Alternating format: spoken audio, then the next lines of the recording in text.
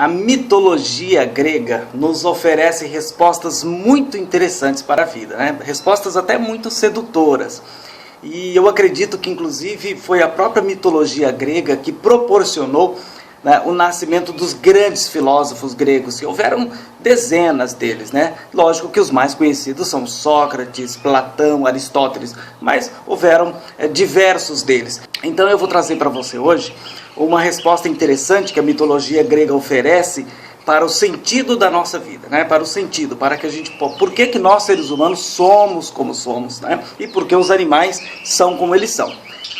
Conta-se então na mitologia grega que os deuses se reuniram porque eles estavam se sentindo muito entediados, porque o universo, né, todo construído, todo harmônico, todo perfeito, né, e eles estavam lá no Olimpo, tudo funcionando perfeitamente bem, e eles estavam se sentindo entediados. Então eles tiveram uma ideia. Qual é a ideia?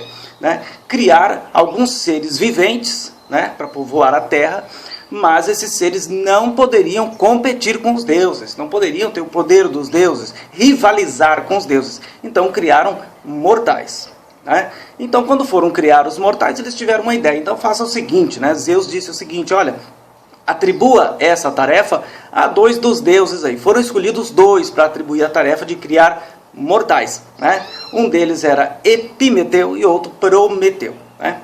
Eles eram 2 irmãos, que na verdade eles tinham esses nomes. Por quê? Porque em grego Epimeteu é aquela pessoa que o epi, né, é aquele que pensa depois, e pro é aquele que pensa antes, né? Prometeu ficou com a incumbência de criar seres parecidos com os deuses, que seriam os humanos, enquanto que Epimeteu iria criar os animais. Zeus então deu todos os atributos, né? Entregou a eles, né, um recipiente cheio de atributos, né? Capacidade de voar, capacidade de sobreviver embaixo d'água, uma série de capacidades, né, de habilidades, para que fosse distribuído entre os seres viventes. Olha que barato. E Epimeteu é aquele deus que pensava depois, ele primeiro agia para depois pensar, pegou todos os atributos e distribuiu entre os animais. Pegou todos os atributos e distribuiu entre os animais. Então os animais realmente ficaram totalmente habilidosos, né? Os animais têm todas as habilidades para sobreviver.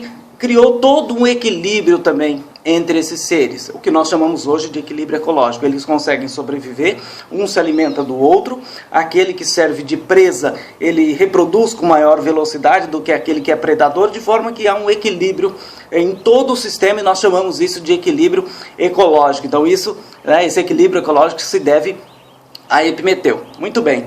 Quando Prometeu chegou então para começar, depois de planejado, né, de criar o ser humano, ele chegou para poder fazer o ser humano, ele descobriu que já não havia mais nenhum dom, nenhuma característica, não havia sobrado nada. E ele disse, o que eu faço agora? Eu preciso criar o ser humano.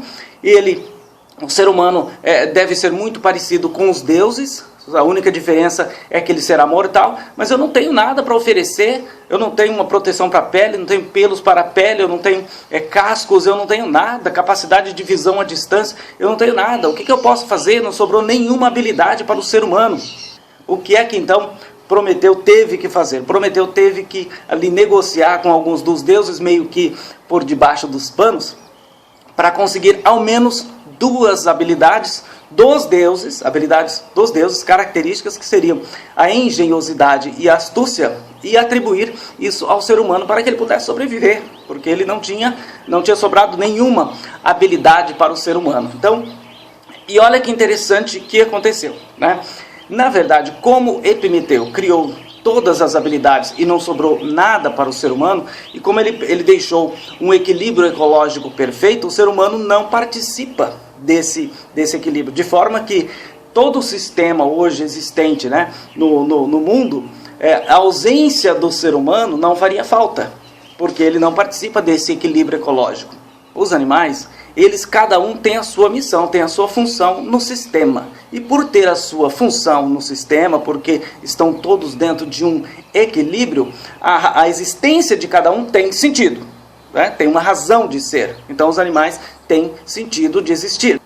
Enquanto que para nós, seres humanos, não nos foi dado habilidades que nos proporcionariam participar do equilíbrio ecológico, a gente não participa do sistema. E não participando do sistema, então a gente não consegue perceber o sentido da nossa vida. Qual a razão da nossa existência? Então nós estamos todos os dias em busca de criar razão para a nossa vida. Algumas pessoas buscam isso através de fama, outro de dinheiro, outro de prestígio e assim por diante. Mas é uma busca de preencher a nossa vida de sentido. Espero que isso então tenha ajudado você a compreender ainda cada vez mais a razão da sua, da minha, da nossa existência. Olha só, compartilhe esse vídeo aí, porque você pode contribuir com muita gente que gostaria de saber um pouco mais a respeito dos mitos gregos. Dá um curtir aqui na página do YouTube, participa do nosso canal, que toda semana eu estou trazendo coisa nova, reflexões interessantes, para que a gente possa então enriquecer aqui o nosso conhecimento, nossas habilidades e avançar, criar cada vez melhor sentido para as nossas vidas. Até a semana que vem.